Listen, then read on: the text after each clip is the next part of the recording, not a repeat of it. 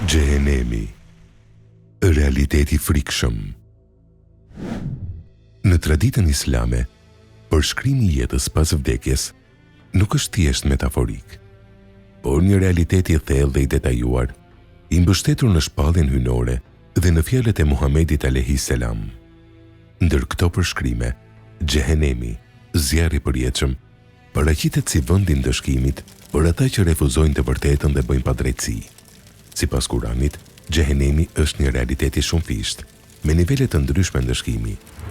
Dietarët islam, duke u mbështetur në tekstet hyjnore dhe hadithet, kanë përmendur se ai përbëhet nga 7 nivele. Këto nivele shpesh përmenden me emra si Xhehenem, Hutame, Sair, Sekar, Xahim dhe Havije, secili më i rëndë se tjetri. Por pse përshkruhet si poshtë?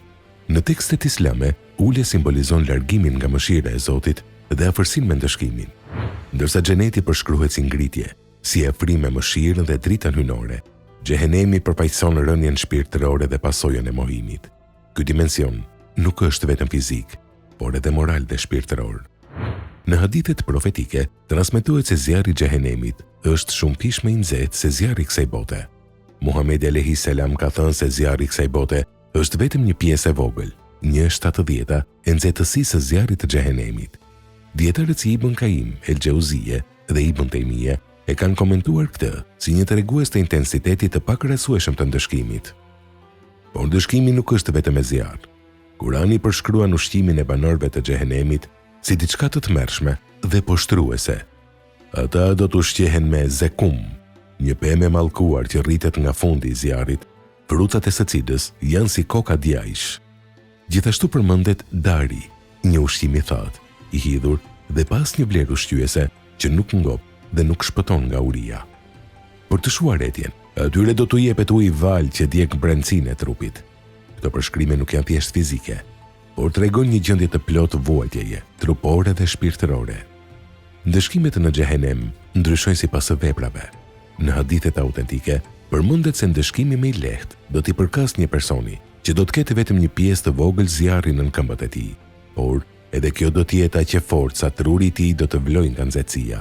Ky përshkrim thekson se edhe më i lehti është përtej çdo imagjinate njerëzore. Ndërsa ndëshkimi më i rëndë është për ata që kanë qenë më të thellë në mohim dhe padrejtësi. Ata do të jenë në nivelet më të thella të Xhehenemit, ku zjarri është më i fortë dhe ndëshkimi më i vazhdueshëm. Në disa ajete përmendet se hipokritët do të jenë në shtresën më të ulët të tij. Dietar si El Ghazali kanë theksuar se këto përshkrime kanë një qëllim të dyfisht, të paralajmërojnë dhe të edukojnë shpirtin njerëzor. Ato nuk janë vetëm për të friksuar, por për të kthyer njeriu drejt reflektimit, pendimit dhe drejtësisë.